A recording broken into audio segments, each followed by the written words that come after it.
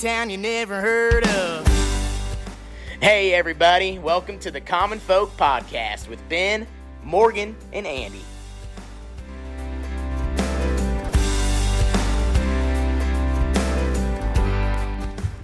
Welcome back to Common Folk. That's right. Podcast for the people, by the people. There it is, guys. It's great. Andy is ready for calling the sports games tonight.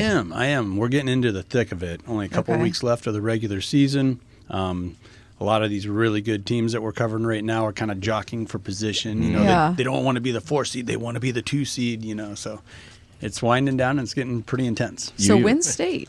That's, you said a couple weeks? Yeah, girls state tournament here's in 2.5 weeks. Yeah.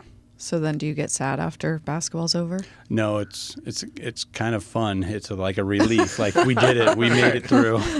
And, you know, like I'm never bored. So then it's baseball. Yes. You know, now it's on to baseball. Okay. So, yeah. You definitely look the part. We got cameras today so people could look at you and see. Oh, man. I mean, he's Andy, all... You look like you're sitting at the head table at a basketball game calling it right now. Oh, well, thank you. I will be here in a few hours. We got another one. Wait, he needs that jacket, that famous jacket. Oh, he's got it. Oh, I do. I got it. It's the yellow jacket, right? Gold. Gold. I'm sorry. Is that what you Gold call jacket, it? It's a gold. green jacket. Gold. Yeah. And, you know, when we unveiled those, and it was a total marketing ploy, like to just draw attention wearing those gold jackets, word got back to us that other media personnel were going to try and steal one. Oh. And there was like a bounty for those gold jackets. So we really got to keep those, you know, either keep them on or keep an eye on them because there's a bounty. That's the word. Is yours tailored for you, or is it like so big that you guys have to share, or is it too tiny? It looked like a tent, so I took it to a tailor and said, just please do whatever you can to Oh, try. you did? Okay. Yeah, like try and make this look like a suit jacket, I just please. wondered because it reminded me of when Ben joined the fire station and he got somebody's pants that was like 5'6". Oh, and I got someone's Like, that high uniform waters. shirt. Remember that uniform shirt? And then he got Yeah, this geez. massive oversized. So I just wondered nice. if it was like, if it actually fit you, but now it does. Okay. They got our measurements, but you know they're kind of like novelty jacket. You know, they're different zany colors and stuff. So. All right, I want to give a couple quick shout-outs before we get started. First of all, have you guys ever heard of Rock Rooster boots? No, I mean, no. look at your shoes. Yeah, so these guys are Pick getting... your feet up and these slap guys them on the table. Are Come getting on. a little shout-out. You know, remember Randy? Field Rose Randy, the farmer? Yeah. He's been on the podcast. You're not going to forget Randy. Charles, do you know Field Rose Randy? Nope. Oh, man, we're going to have to show you that Oh, one. yeah. Guy's hilarious. He's got a big, pretty big YouTube channel, big social media following. Farmer down in Florida, peanut and cotton farmer. But funny dude. But anyway, we've had him on the podcast a few times. But he called me up the other day and he was like, "You got to try these boots." And if you're anything like me, my Instagram feed is full of boots. I don't know if you see them all the time or not. Yeah. Like I'm constantly seeing different brands, and they're all fighting with each other, and who's got the better boot, and they're cutting them in half, and all these things. And I've seen this one before, but didn't really know a whole lot about him. He's like, "I'm gonna have them send you a pair. Go online, pick one out." I'm like, "Okay, whatever." You know, I always like to have a pair of boots. So they're lace up. They're shorter, not like cowboy boots, slip on. They're lace up boots. I pick one out, get them in. Pleasantly surprised. Very nice boots, and they're price wise, they're much more affordable than all those other ones out there. So we'll see how they last. Okay. He says they last a long time. Okay. I mean, it's not hard to take off the boot. I'm not Take the taking boot off. We're on camera. All right, hold on. Hope people are watching this for cinematic value. Well, I mean, most guys don't want to. Okay. Okay, so look at that All zipper. right. That is smart. I do like that. Right? Because no one wants to. Easy on and off. You know, that's amazing because We didn't treat these first, though. If it weren't for those zippers on the side of boots, my 3-year-old, it would take me about a half an hour to get those boots. Those zippers cut it down to about 15 minutes. Right. I like that. So they don't all have the zipper, but I picked the one with it because I hate tying things. Also, when I wear boots, like I wear them all the time, you know what I mean? So I got to be able to get them on and off quick in certain scenarios. So the zipper's awesome feature. But anyway, cool boots. So I spoke with them. I was like, man, these things are great. And they said, we'll give these to you. Just say something about us, whatever. So Okay. I got the podcast. Want to give them a shout out. Gonna put some stuff on Instagram. But they gave us a discount code. Oh. So Really? Farm Focused. The website is rockroosterfootwear.com. The code Farm Focused, FOCUSED, all one word. gets you 15% off. Well, so can I get might as well give 'em a 15% try. off? Yeah, you Yes. can. You know, we do all these promos You on can. NCN, and I'm not eligible, because I'm part of the entity putting it on. I'm Oh. like, well, I want 15 off. yeah. I want 25% off. And, No, you're included. okay, cool. Yeah, we can use our own discount All code. right. Do they have women ones? They have everything. Oh, okay. I would I definitely haven't even I would definitely clicked recommend on. trying them out. They're super comfortable. Okay. Yeah. So that, and then the second thing, Midland Radios. We've talked about them a bunch of times. Midland USA was reviewing some stuff with their marketing guy on our promo code and the inserts that we're doing in the packaging and seeing if stuff's taking off. And we were looking at a couple of purchases that customers had, and what we were seeing was it's farmers buying stuff. The last one that we looked at was a guy went on there and bought this kit for 3 of his machines. So 3 Midland radios, a base station, all the stuff that they're going to need for planting season. He just Right recently on. bought it, so it's a cool setup. Nice. So like that antenna, because I got to crawl up on top of the bin, and get some Right, footage right, of yep, that. yep. Yeah. Okay. Well, cool. Yeah, that's set up. So MidlandUSA.com, if you're looking for communication devices for your tractors, for your ATVs, even personal stuff, walkie-talkies, portable units, use code FARMFOCUSED, same as Rock Rooster's code, and it's 15% off also. And I'm telling you right now, what we always use Midlands for is getting into the middle of wintertime vacations. Mm-hmm. We always use those Midland radios when we're skiing, and if we get separated on the mountain, rather than trying to dig out your cell phone or break your cell phone, drop it, whatever, Yeah. you would just have that Midland a good kind idea. of clip to you here, there, Yeah. or whatever. Yeah, So- because your cell phone's probably not going to work. well, and yeah, you got big gloves on Hard and all to this get other out. stuff. Yeah. And also you're just saying, hey, I'm at the bottom, or I'm over at this run, whatever. Yeah. That's a good idea. Just kind of a convenient thing to do. I like it. So check them out, Support the Podcast. Go on the Apple app, give us a review. We haven't had any of those for a while. All right. But yeah, so done paying the bills. We got Charles Barron back. He's a first grade basketball coach. Oh, I thought you were going to say first grade teacher. I'm like, where are we going with this? It's my newest job. Add another title there. Yep. There we go. Charles with FBN. If you've been listening, you've heard him on before, Farmers Business Network. Charles, tell us a little bit about your coaching career. This is my first time coaching. So I got I've got a first grade daughter, and she started basketball, and so I said, can you be the coach? I'm like, okay, all right, it's time to be the coach here. There I you didn't go. play basketball. Yeah. But it's first grade, so Yeah. can't be too hard, Yep. right? It's probably the toughest job I've ever had is trying to corral 8 first grade girls to do the same thing at the same time. Right. It's a big lesson in in leadership, and can you Oh, yeah. how do you actually get their attention? Yeah. Wow. And yeah. it's been a lot of fun. Can they still good. travel, Can right? With the ball a little bit at Yeah, I mean, you're first grade? Yeah, you're dealing with like, are you allowed to lay down on the court in the middle of the Oh, game? I kind of forgot. Are you Okay. Are you running You to the probably know opposite this. side of the court? Right. What What do you let go? right, exactly. Taking a knee here or there, that's fine. Right. Yeah. Do they have enough Crying. strength to get to the rim? Like, can they throw yeah, it they up? get the ball up. They Yeah. get the ball up. So the difference between your first game and then your third game is pretty dramatic. So Yeah. your first game, you got kids lying down on the court and all that kind of fun stuff. And then Yeah. by the second or third game, they're getting the principles of the game and are. Can you getting into it. right man. can you right now tell the athletes from the other ones that are like not into it that much? Oh, Is there some that are just like Oh gangbusters? yeah, yeah. No. There you have kids who are Yeah. super Into it. athletic and Okay. super competitive and get it and they want the ball and then the hard thing is to get them to not hold Share the the ball, ball. and run the ball like the football and Yes. Right Yeah, so on. It's funny you mention it's that. fun. Have you coached your kids yet? Oh yeah. So when this was 2 or 3 years ago now, when Ozzy, we entered him into T-ball. Okay.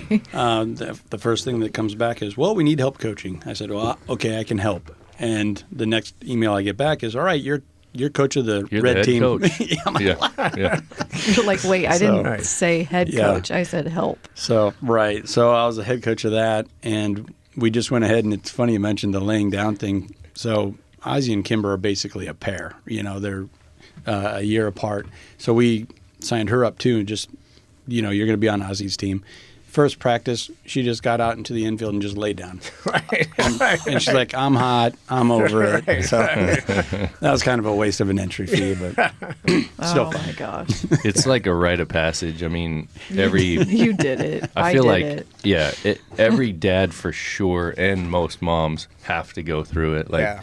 you got to coach something, and just And maybe we've talked about this, but I wish another rite of passage would be now you have to umpire or now you have to officiate a Good game. call, yeah, Like yeah. when I do these broadcasts and I see some parents standing up and pointing and hollering, I'm like, ooh, I would really like you to be the next game's official. Right, right. I'd just like you to have that experience. Right.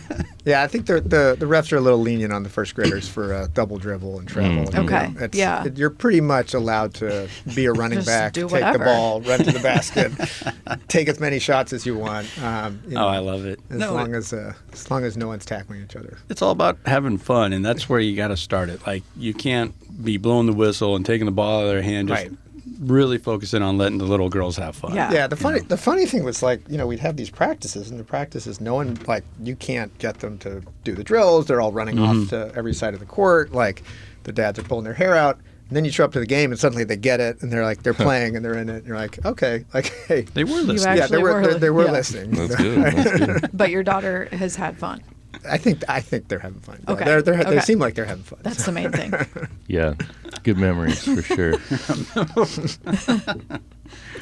Kids sports, man. Right. I do miss that. That was fun. Our youngest is junior high now, so we don't have any of that anymore. But Yeah. it was fun. Well, come on down. I'll hire you as an assistant coach. Yeah, there you go. Yeah, I'm not so sure about that. It was fun, but I don't know about that fun.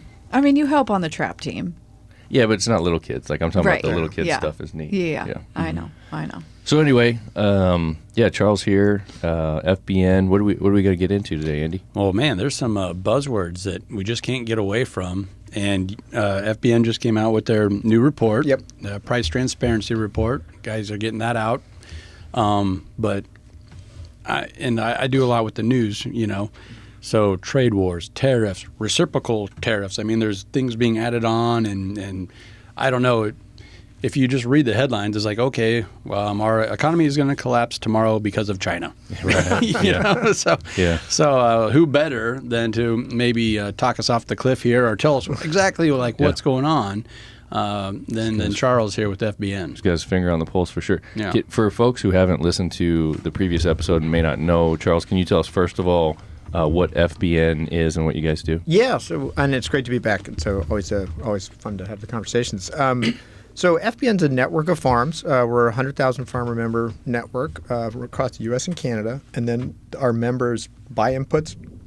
So we sell inputs online, things like chemical, fertilizer. We're now getting back into seed. We'll have coming up here in a couple weeks. Livestock supplies. You can get pharmaceuticals. You can get feeds. You can get supplies. We're actually adding pet products now, so you can get pet care items. So Nice. anything you need for the farm, you can buy online at FBN. You can buy it online, or you can buy it through our what we call community builders, who are like farmers who are sales agents and sell for FBN locally. And then we do a lot of lending to farms. So we do land loans, we do operating loans. We've done over $2.5 billion of credit for growers over the last 4 years. So, really rapidly growing program there. And then we're very rapidly growing part of FBN is in sustainability services. So we do all the tracking and verification and then payments and basically administering programs for big grain buyers like ADM and Poet Ethanol to facilitate farmers getting paid for sustainable practices. So if somebody like a Pepsi or a Costco shows up and says, I want to make sure that all the grain going into my products is, no-till or comes from regenerative farms, they turn around to ADM. ADM turns around to FBN, a program called Gradable, and then we administer that out to the farm. And we paid out over $33 million in those premiums last year. Wow. Through the Wow. program. So. What do you not do then? Yeah, Is that's my what I was question. saying. No, You guys are everywhere. That's cool. That's That is cool for sure. awesome. Yeah. I want to check something real quick. This is a good stopping point, so let's take a quick break, and then we'll be right back. This episode is brought to you by a company near and dear to our hearts, Farm Focused. FarmFocused.com, FOCUSED. It's the #1 provider of branded merchandise for the top brands in agriculture. Folks like Millennial Farmer, Welker Farms, Larson Farms, Calf Fed, so many more. Again, check it out, farmfocused.com. Being farm focused is a way of life. It's a brand you can be proud to be part of. Thanks for listening. All right, we're back from a quick break there. We learned during the break that FBN also sells some supplies that can be used for raising chickens. We do, yeah, we actually do. We sell all types of poultry supplies, incubators, heat lamps, general, like we shop heaters, pumps, meters, basic stuff you need in the shop you can get on FBN too. That's pretty cool. That's kind of a hot commodity right now. Anything to do with chickens or poultry, with the way egg prices are shooting timely, up. yeah. I actually heard an ad during the Husker basketball game last night from a big cooperative, and they're talking about new chicken feed. You're going to have bigger eggs, stronger eggs, lay more eggs. I'm like, chicken feed? Oh, okay, yeah, that makes sense. Yeah, I got it. Oh, yeah. Everybody's getting into it. Oh, backyard chickens exploded during the pandemic. So many people started raising them. Yeah, it's smart, man. And everybody, it's funny, like you see some of those memes of like people who have had chickens all these years. And they're like wearing gold chains and they're throwing around dollar bills and stuff. Yeah. They're like finally made it. You remember Jeremy Odom, the comedian we had on? Yeah. Uh-huh. One of his bits that really kind of exploded, in little short videos on Instagram and stuff, was him talking about his days at working at a grocery store, and he was the egg man. He could hook you up with the egg. The egg man. Because I got a couple cartons in the back way. Nice. Hy-Vee didn't have much today when I walked by and grabbed some Most butter. of them It don't. was like, All right, so we learned a little bit about who FBN is. Andy mentioned the price transparency report. Charles, does this come out once a year, or what's the price transparency report all about? So this is something we've started doing this year. We've actually done it twice because prices were moving around pretty quickly in the last couple of years. So what we do is we allow members to share chemical invoices, seed invoices, and then they send them in. We anonymize them. We match up all the prices. We look at discounts and all the different ways that you actually get to what the actual final price was that a farmer paid, and then we collate all that data and give an industry report, right? So I think for this report we had about 1,300 prices that we looked at, and then what you can see is you can see all the price variances on individual products, and you can see price variances within states. So this is something we've been doing 6 or 7 years now. I think this is our 7th price transparency report for chemical, and we always find these incredible variances between what two farmers are paying, around the country. And so this year, I think our top variance was 284%, which that's a 3 times difference in price, and that was for Liberty, which is a very, very popular common product that's out there. So that just shows you that even today, even in a competitive market, in a down market like we've been in for the last year, where farmers are really sharpening their pencils, you still have people dramatically overpaying. Someone was paying $70 a gallon for Liberty, right? So that is a very outlier kind of unusual result too. But for someone to go ahead. I was just going to say, for folks who aren't farmers and aren't in the space, Liberty is a herbicide. Okay, I was just going to say, what is... a weed killer, essentially. But how do they get to that? Like, how does that happen? Yes, I don't get it. Yeah, so this is where, Frank, this is where FBN came from, basically, is that farmers would ask us to start analyzing prices that they were actually paying, and we would find these huge differences, and then they'd say, okay, why is that happening? Can you get it to me for cheaper? But the reason it's happening is that most of the retail infrastructure in the country still operates on a call me for the price, or you're gonna get service from me, like you're gonna hire me to apply your product, and I'm just gonna hand you the price sheet. Basically, here's your bill of goods. Okay. And so there's actually no negotiation that takes place. You could be, if you're a farmer and you're highly tied to the co-op, you're not shopping around, right? And that co-op is driving those profits to go back onto the corporate. There are many, many farmers who are extremely savvy around how they shop around and how they, find the lowest price, and they get everyone to bid. And you get to very large farms or operations in California, and they manage it like a corporation with a professional bidding process. But for the typical operation, they're basically calling up, and there's not a ton of price negotiation that actually takes place, and there's not a ton of price shopping that takes place. And that fundamentally happens because people don't post prices. So most of the industry does not actually show you what you're going to be paying until you've called in and you're getting whatever the account pricing is. And that comes with also if you're buying everything from retail, you might also be getting seed, you might be getting fertilizer, and so you think, well, I'm not worried about the chemical price because I'm really focused on the fertilizer, and you don't realize you're leaving tens of thousands of dollars on the table. Crazy. Looking at some of these comparisons you have, the one you mentioned, one guy's at $19, one guy's at $70. That's a huge difference percentage-wise. But then you look at some of these bigger ones, another herbicide, $460 per pound or per gallon, and then the next one, the top one, is $950. I mean, that's another $500. Yeah, that almost guy's paying. seems illegal. Like, wild. honestly, yeah. Well, that is so bad. Well, chemical is not. The manufacturers don't enforce, zones.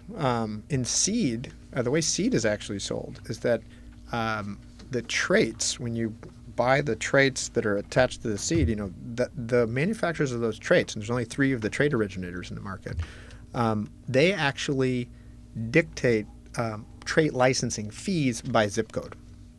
So it is very difficult in the world of seed for anyone to sell across and out of a zone or across a state line or across a county line, Right. because they're basically told, here's what you're going to pay if you're in this zip code. This is how much you have to pay me to license this trait. And so that means that effectively for the majority of traded GMO seeds that farmers buy, almost none of that is sold online. And so that means that there's effectively no interstate price competition where you could actually normalize the prices to what it actually takes to ship the product out. In chemical, it works a little differently where there aren't those technical enforcements from the manufacturers. So if somebody's paying 4 times more than another farm, well, they can still buy from FBN. We can ship it out to the farm and they can capture the discount, right? So there's no barriers to doing that. But in the seed industry, it is literally divided up that way to where it's controlled by the manufacturers as to how pricing works in the country. Yeah. When I hear all these different rules and regulations and cans and what you can and can't do, the word that comes to my mind is racket. Yeah. I mean, it's a racket. Yeah. And you don't want to throw shade at your local co-op or your local seed dealer because he's just a good guy. He's my neighbor. I graduated with the guy, and he's just playing by the rules. Yeah. But how did these rules get set up this way? Well, well, the case of seed, I mean, so the dealer has control over some discounts that they could possibly offer you, but they are actually prohibited from selling out of their zone or selling out of their territory. So that may mean, you could be on the border of Nebraska and South Dakota or Nebraska, Kansas, and it could be half as much. Price you could save $50,000 if you drove down to Kansas 20 miles, picked it up and took it back, and you're not allowed to do that, right? Wow. You also, when it comes to seed, you don't actually own the seed. You don't buy the seed. Right, you are licensing the intellectual property. What? Yeah. Huh?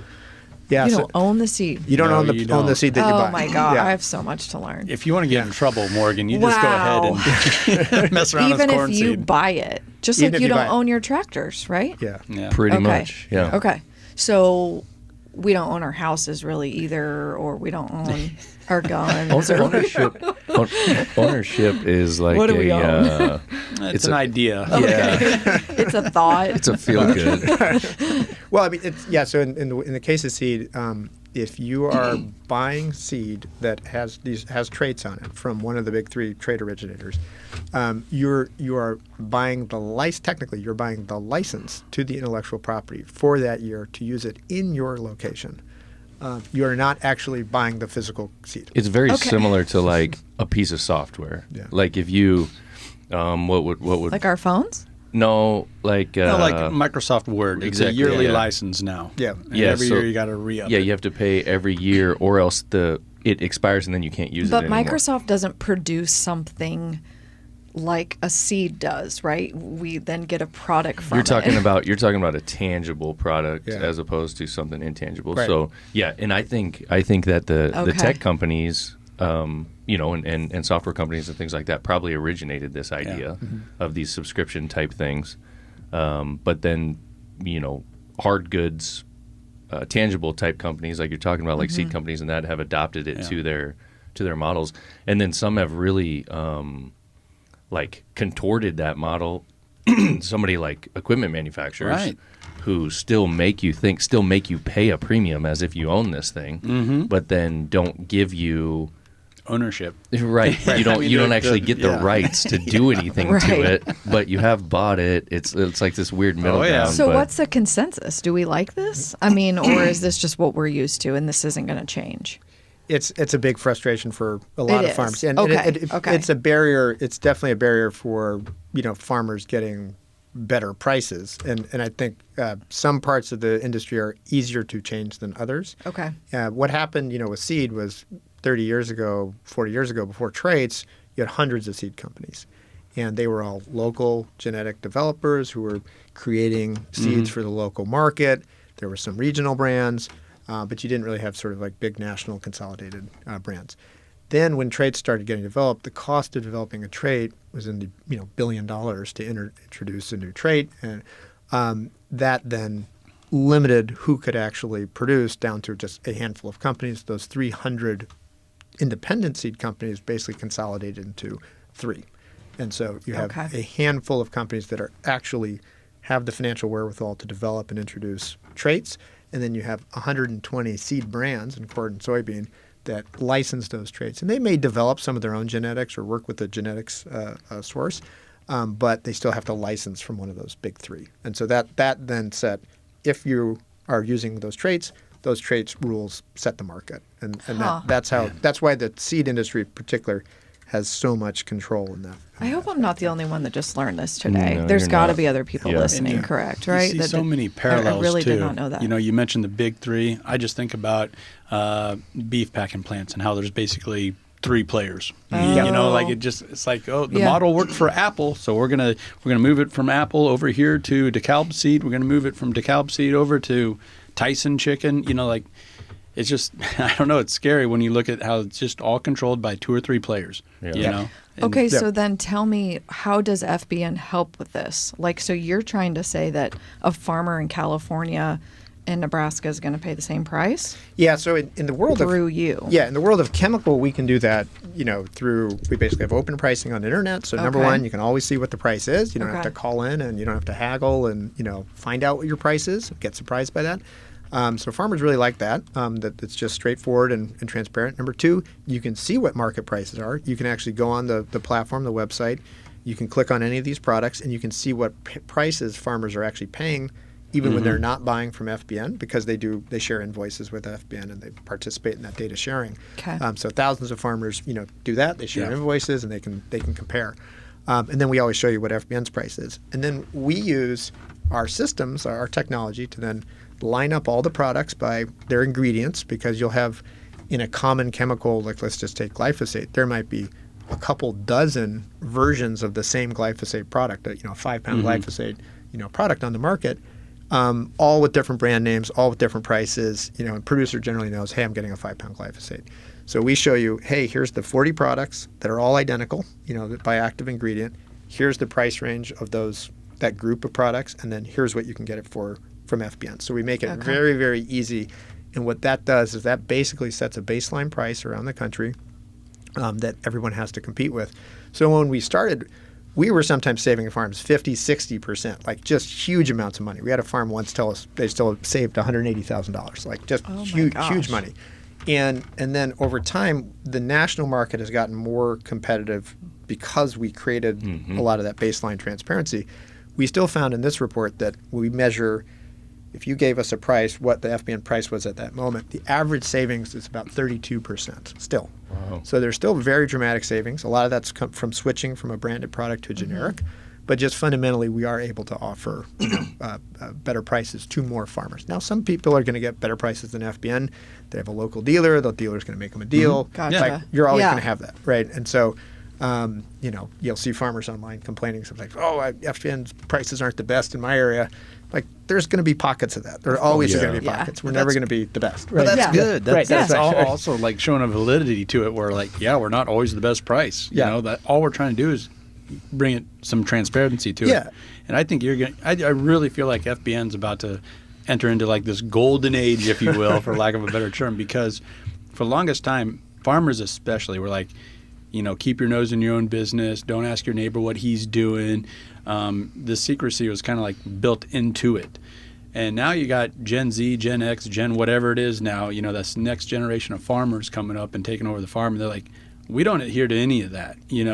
We're into edibles. We're into, my point is we're getting into a new generation where they're not playing by that same handbook or rules. And they want to see what others are doing. They're sharing information, whether it's on Reddit, whether it's just going down to the elevator and talking to their neighbor.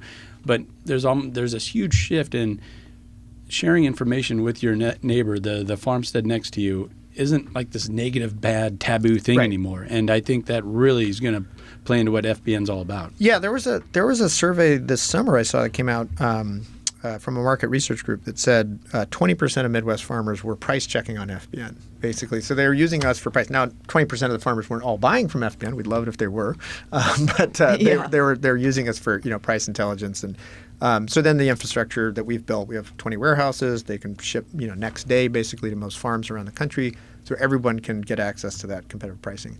And then in the world of seed, that's actually how FBN started, was by analyzing seed data for farms, so they could do this kind of comparison.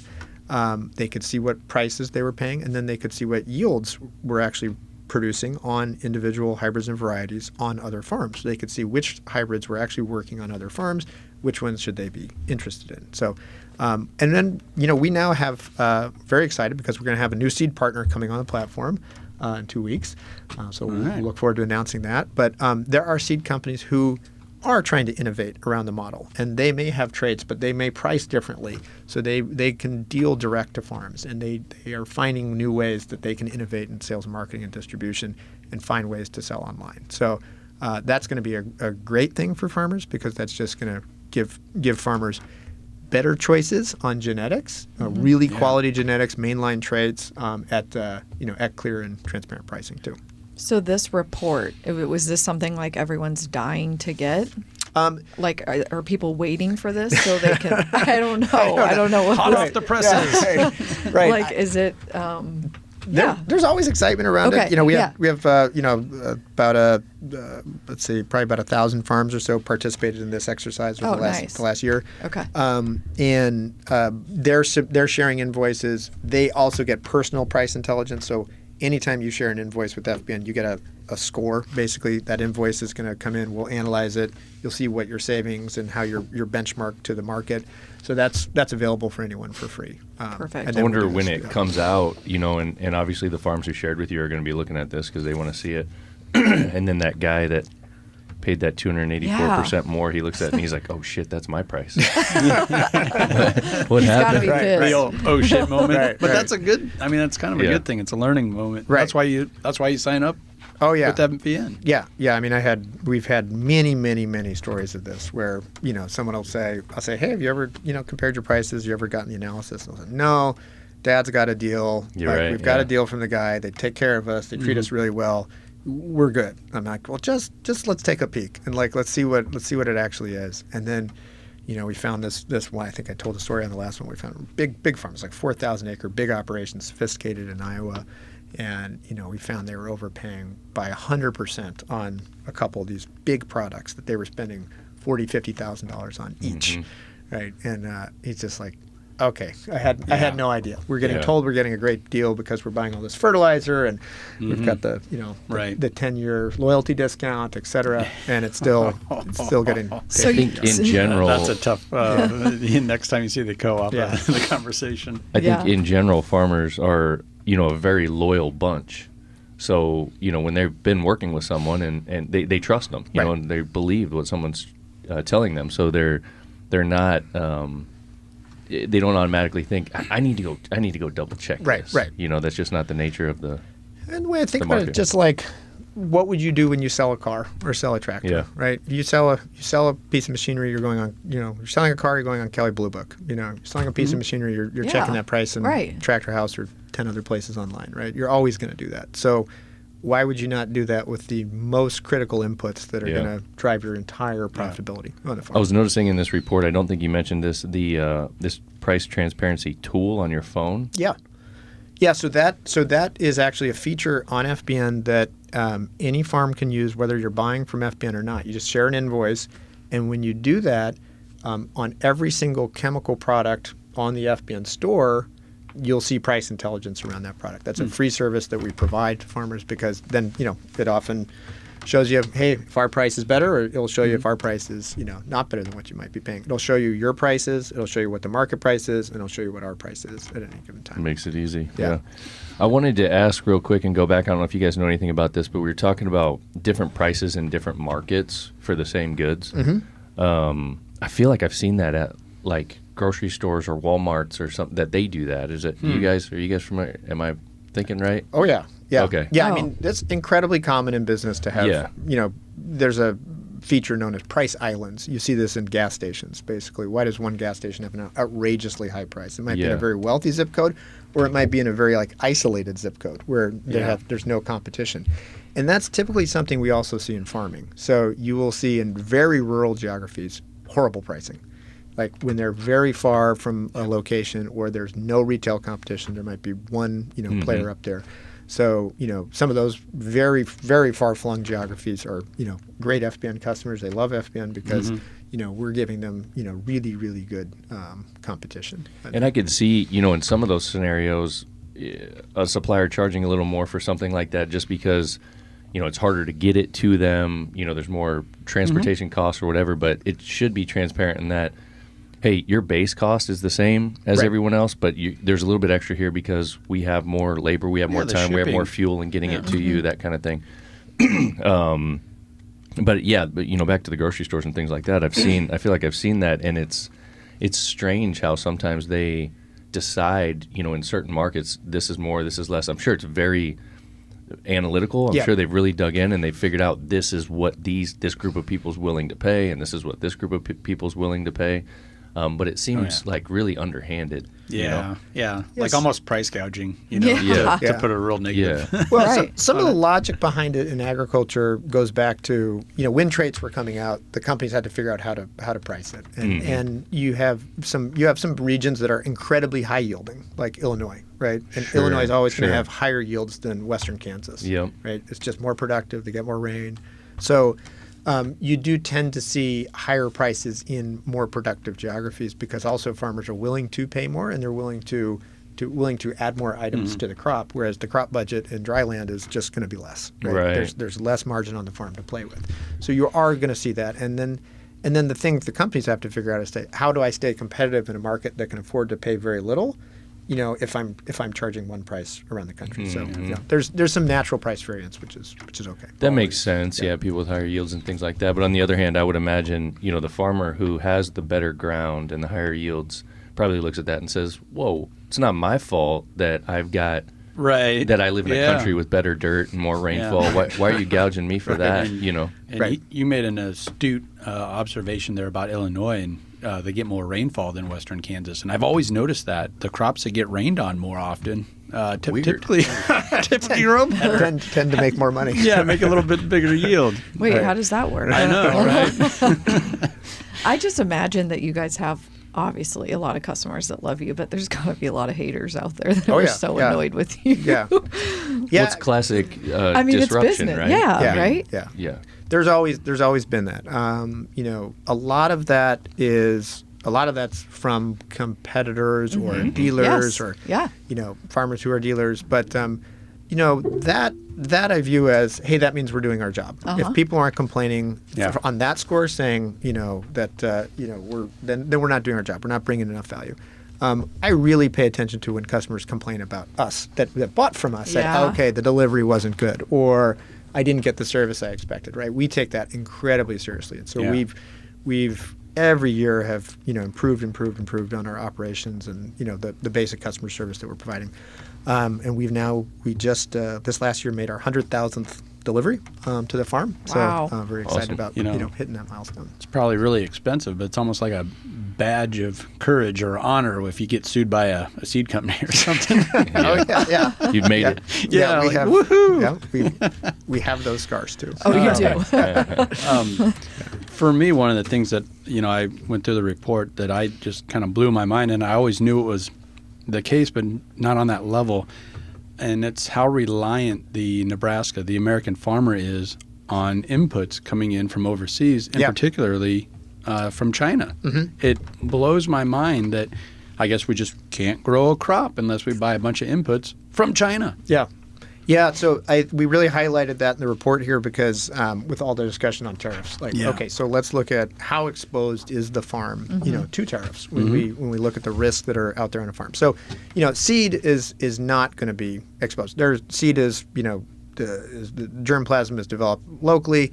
When it goes through a breeding and scaling up process, that germplasm is going to be moved around the world. The seed companies will literally fly the seed down to South America, over to Hawaii, as they build up that trait or the hybrid. In chemical, a lot of the base technical product that goes into crop protection is either mined abroad or processed abroad, and then it might be mixed in the U.S. and and then packaged and final step.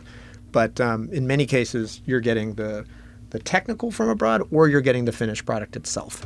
And so when you look at the big products in chemicals, so look at glyphosate, 99% of that technical is coming from China, right? So effectively, there's really like one major U.S. producer left, who's vertically, Bayer, who basically is vertically integrated, has their own mines, and then does some processing in the U.S.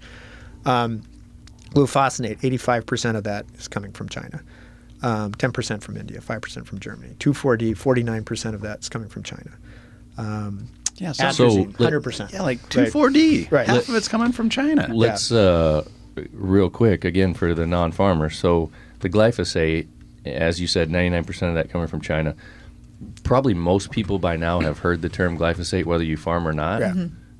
Because the whole Kennedy thing and this new Make America Healthy thing and whatever you think about that, but he's talked about it. It gets used quite a bit. Yeah. 99% from China. That is wild. Yeah. And it's almost every single farm's using that.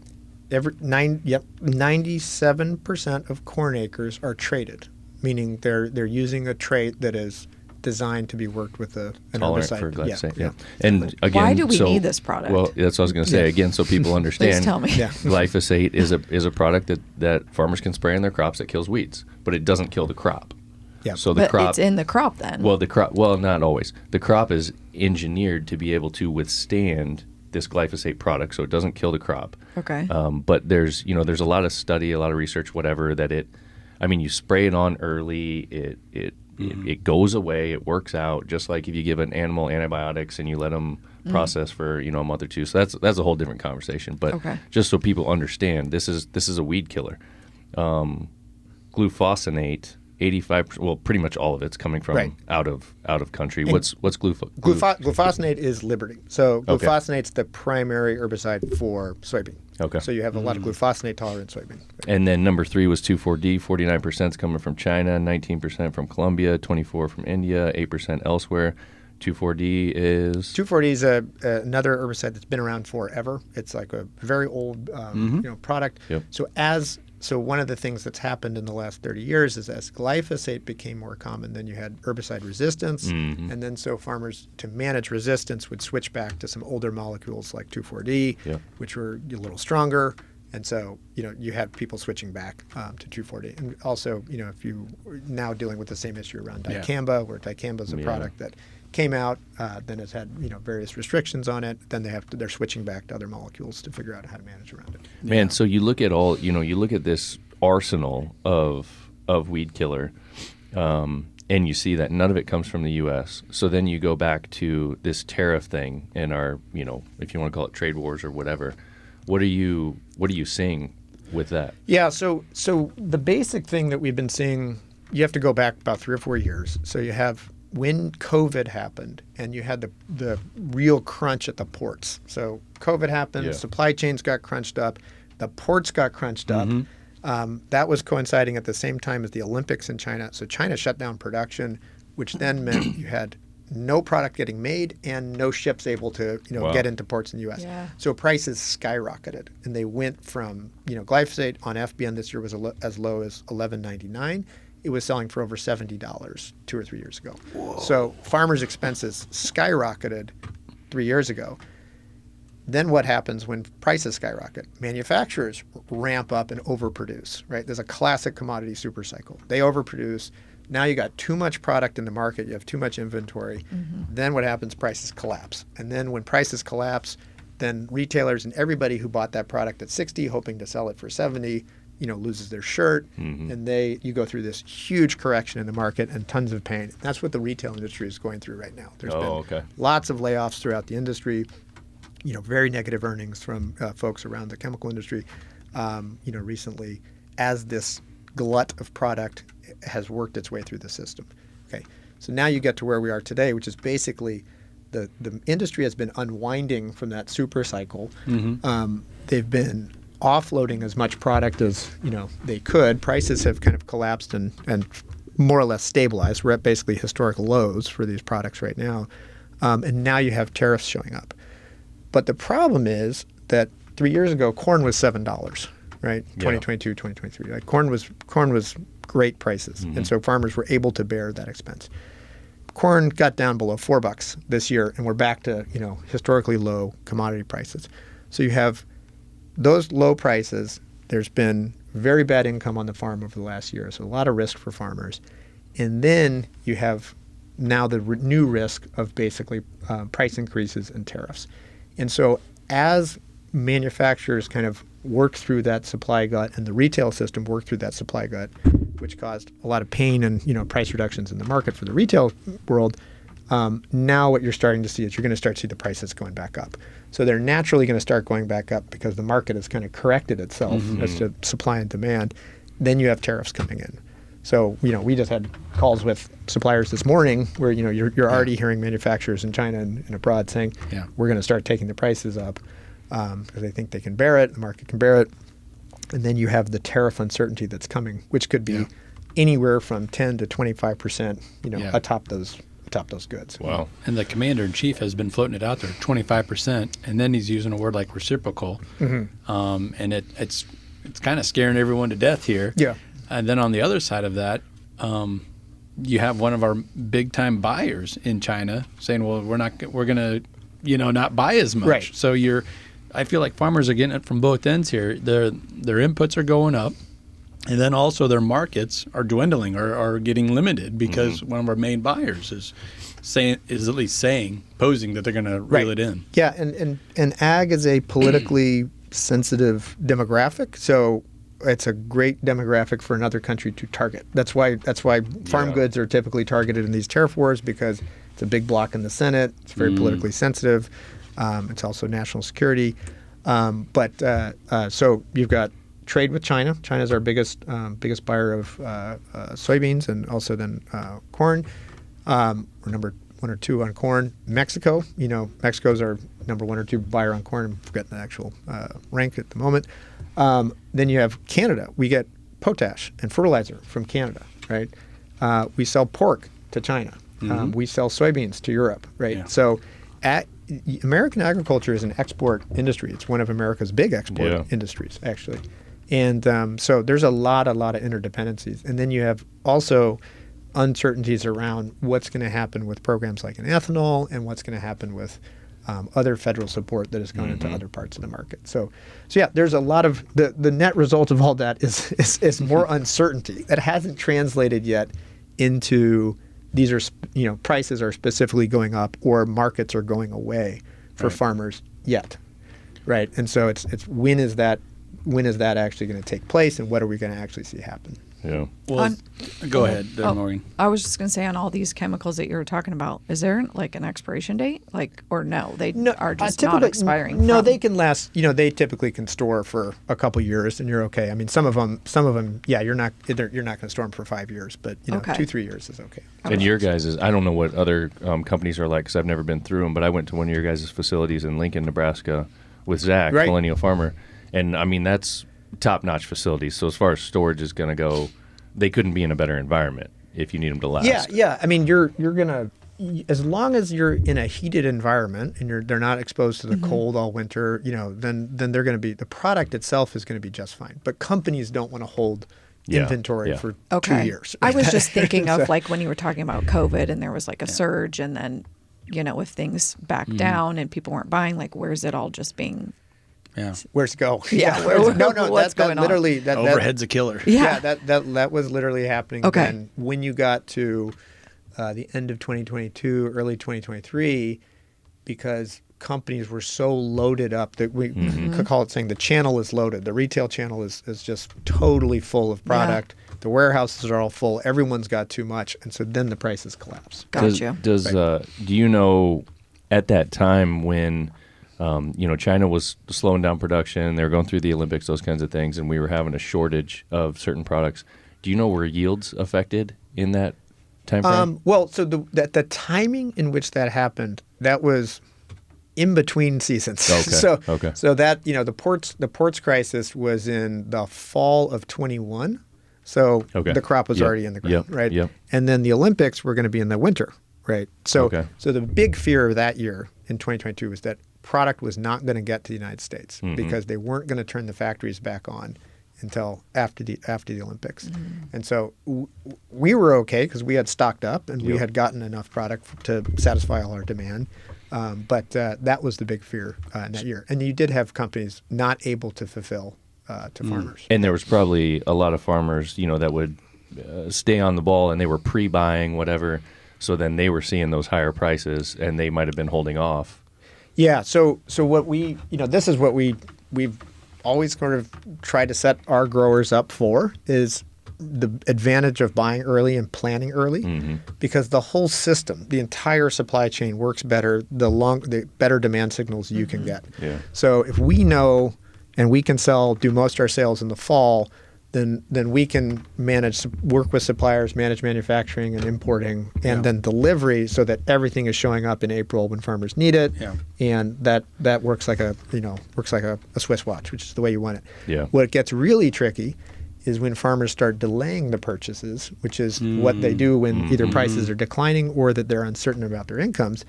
Then the system, not just FBN, but everybody has to figure out, how do I get ready to deliver an entire season's worth of goods, and the farmer still hasn't told me what they're buying.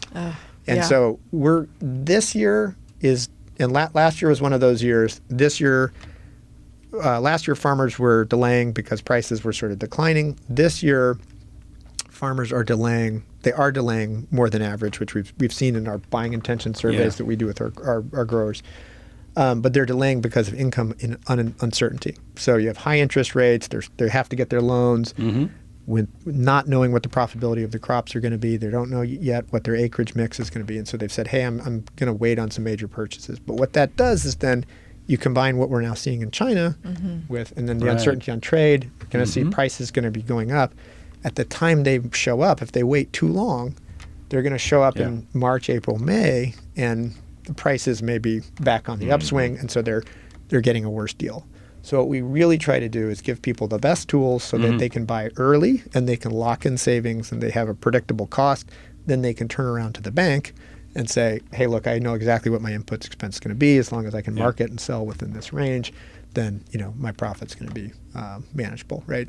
So we do things like we have price guarantees on products. We have 0% that they can use so they can take advantage of those prices early and just not be exposed to that risk. I could definitely not be a farmer. This stresses me out. Right, just listening to it. Yeah. Oh my gosh. Well, and I thought it was fascinating. The last two big bottlenecks or scares just happened to happen, when it didn't matter much. You know what I mean? So once again, it was a whole bunch of this and that, and it amounted to nothing.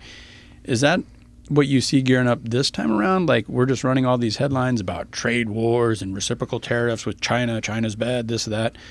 Or is it going to get squared up a little bit more? Is it going to hit it? Well, it depends how much of this is negotiating tactics and then what's real, right? So once tariffs start specifically being applied, then you're going to see the reciprocal come in from the other side, right? But is this Trump and just the way he negotiates and is doing the art of the deal? But what happened last time was when we did have tariffs, we did have a trade war, and then the government had to step in with the farmer bailout in 2019.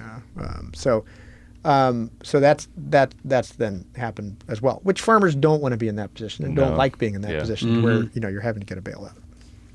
Man, it's crazy. Right. What for folks who are listening to this who aren't necessarily farmers, why should they care?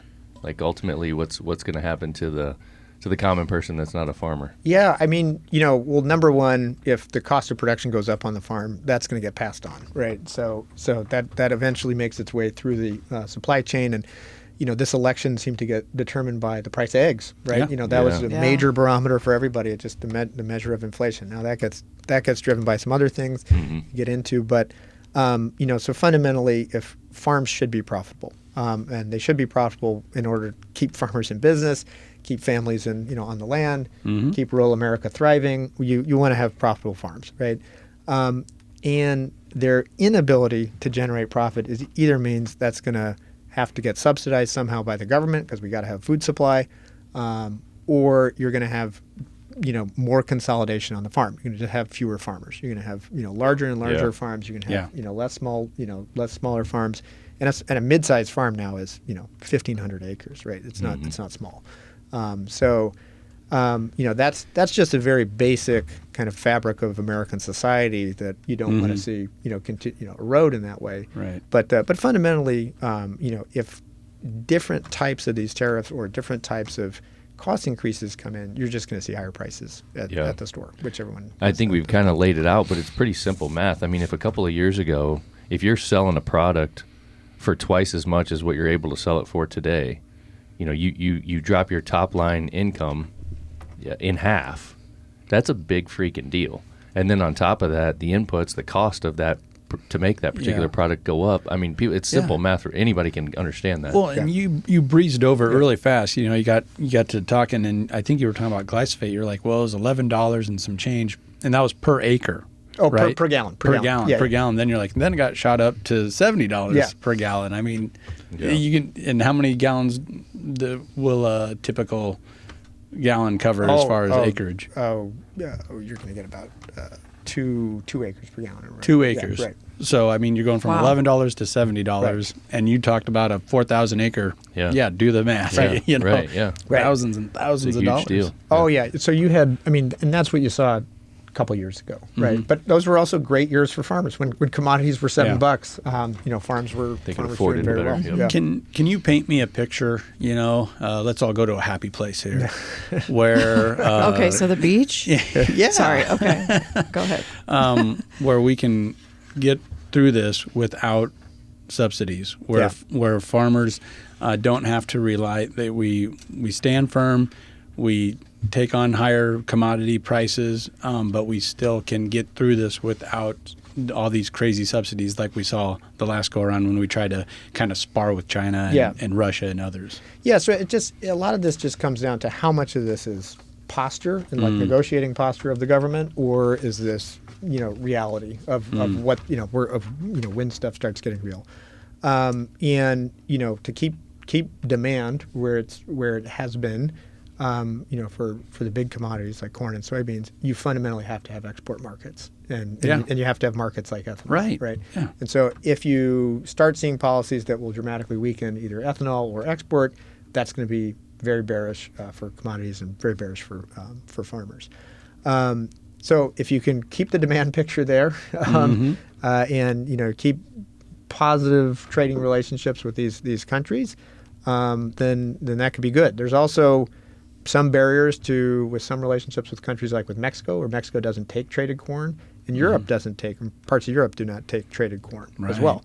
So those could get opened up through this as well with the right, bilateral relationships on trade, where you could have some new markets show up, and those would be very positive for farmers. What kind of blows my mind is the demand in reality. Let's step back to reality. Is always going to be there. People need to eat. Governments need to feed their people. So if all of a sudden China's like, well, no, we don't need that corn, or we don't need that pork. Well, yeah, you do. So then what happens? Are people just starving to death? Like the opioid crisis comes to mind, where it's like, well, we made that illegal. Yeah, but you didn't address the demand. Well, so then it got dirtier. Well, and basically what happened last time is that when China started threatening the demand on soybeans, especially, then that production just goes to Brazil, right? It goes abroad, and you see you see big projects like China was building railroads to get product from Brazil all the way to the west coast to Chile. Yeah. And then you just see a wholesale shift in the geostrategic position, which is, hey, we're going to go line up with this country, and that's where we're going to go get the product. And so the American farmers' competition in that sense is other countries who could either produce for less or aren't going to be in getting into these kind of tariffs. And that sometimes that's a great point. That doesn't always get the headlines. Like, China's building infrastructure in India. Why are they doing that? Yeah. Like, why are they just footing the bill for this nice new super highway? In Brazil or wherever. Right. And we'll connect the dots. Yeah. What's FBN's stance on those foreign markets? Do you guys do business in those foreign markets? Are you looking at it at all? We do. Yeah. I mean, so we have done our own business in places like Australia and Brazil in the past in different ways. We had our direct business in Australia. We decided to stop doing that 2 years ago.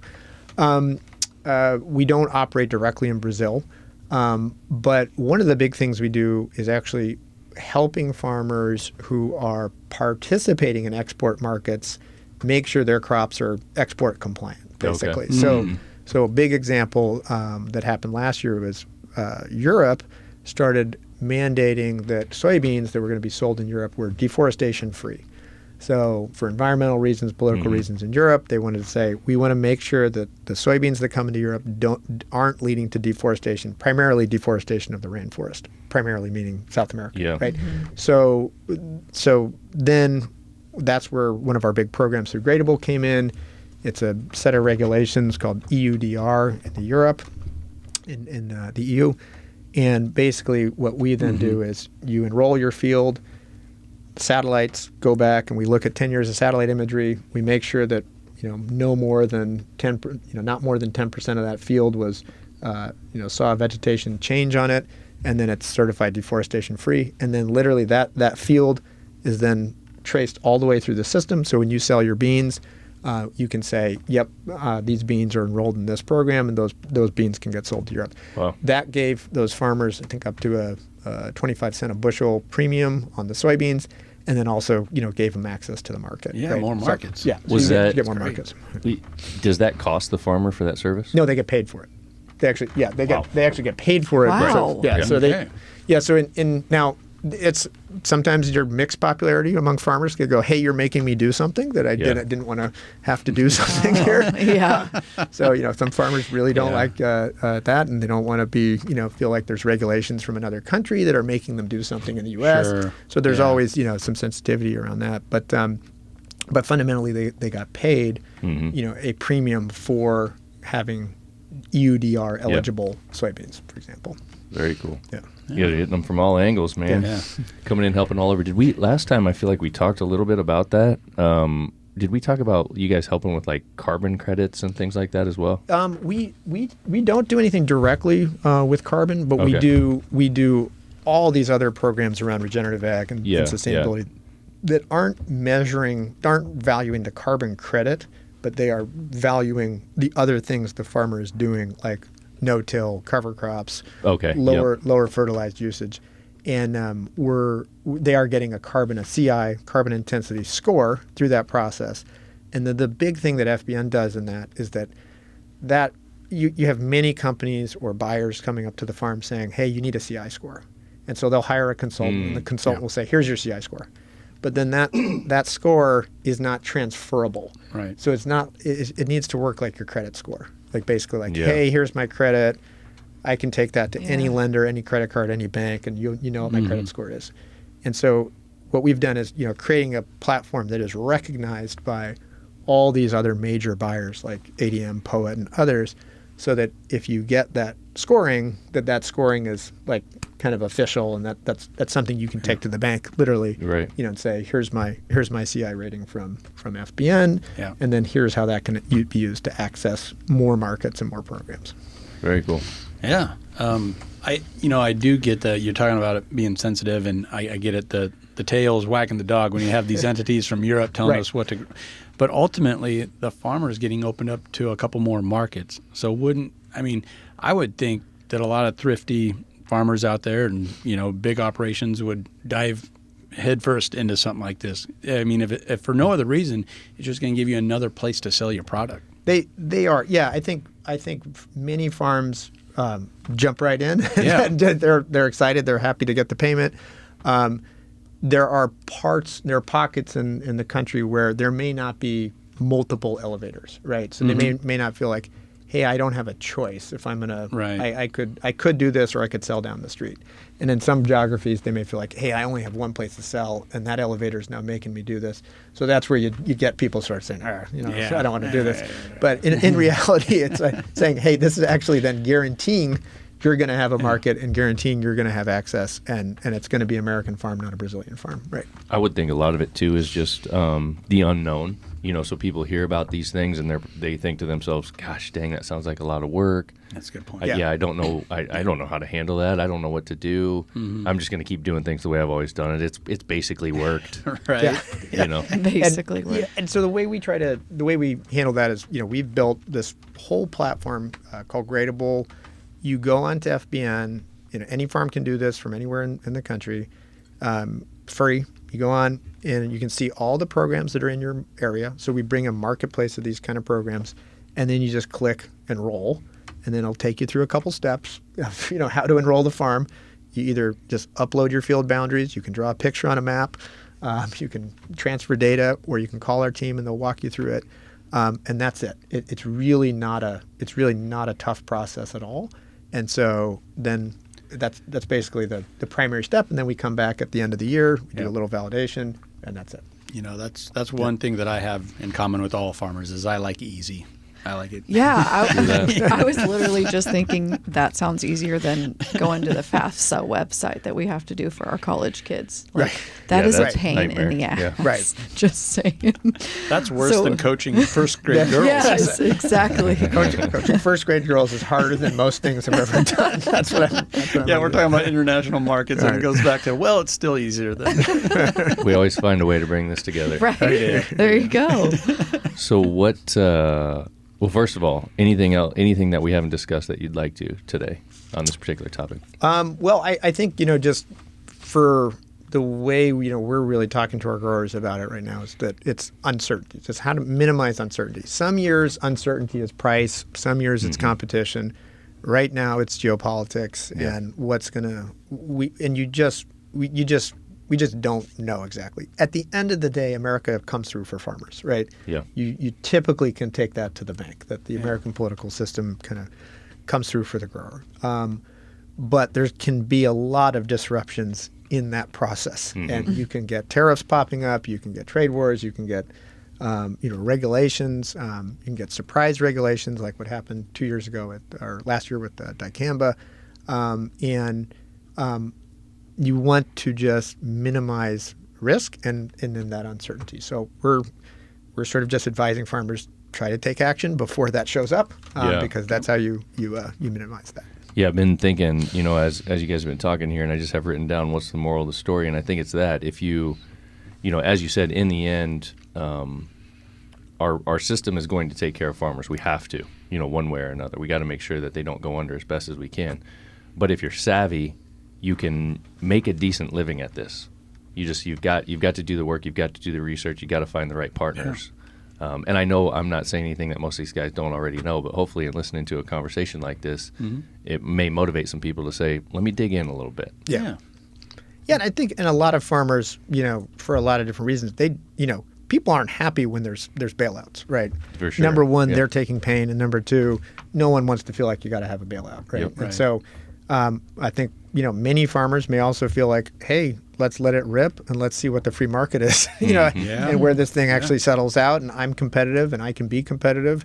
And many farmers may not want that at all. But you certainly have a lot of people like, see them online, you have guys saying, hey, did you really want a trade war? And say, yeah, let's get it on. Let's see, let's see what we need to do. See what shakes out. Yeah. Mm-hmm.